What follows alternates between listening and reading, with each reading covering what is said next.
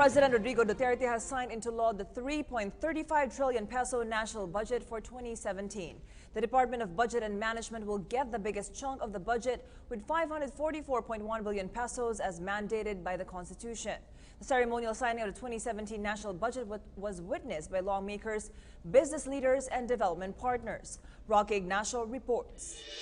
President Rodrigo Duterte signs into law Republic Act 10924 or the General Appropriations Act for fiscal year 2017. The people's budget amounting to 3.35 trillion pesos is the first national budget under the Duterte administration. The budget, which the president described as pro-poor and pro-development, is 11% higher than 2016 national budget.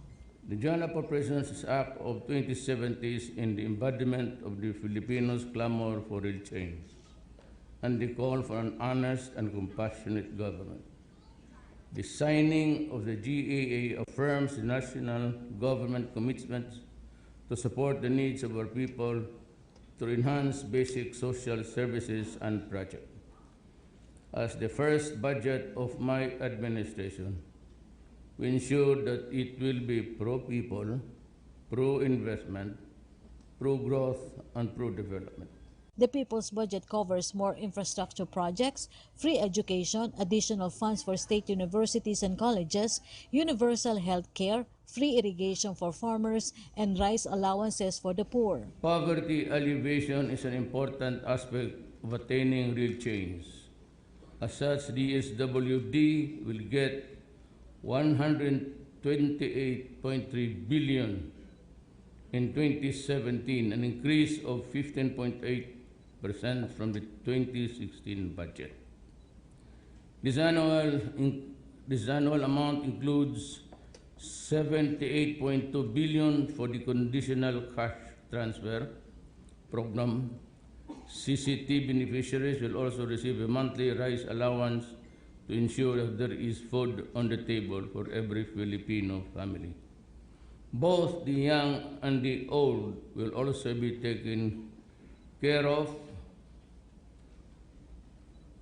the supplemental feeding program for daycare children and the increased coverage of the social pension for the indigent senior citizens. The Department of Education received the highest allocation at 544.1 billion pesos that will upgrade education facilities for more than 20 million students in the country. DPWH with 457.7 billion pesos, while DSWD granted 128.3 billion pesos. The DILG, through its 148 billion budget, will assist the country's effort against illegal drugs, construction of new jail facilities, and increase the allowance for prisoners.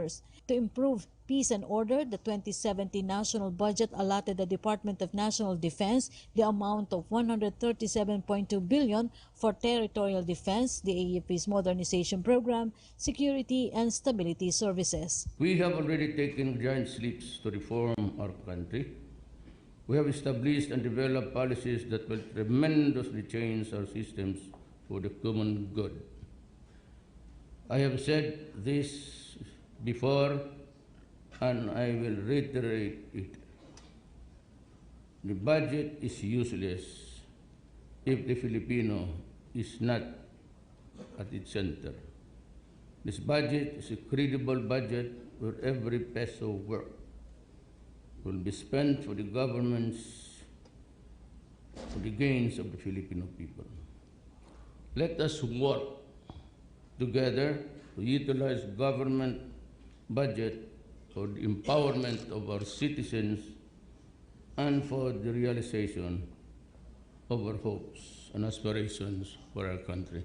Malacanang earlier assured the public that there are no pork barrels in the people's budget. For PTV News, Rocky Ignacio.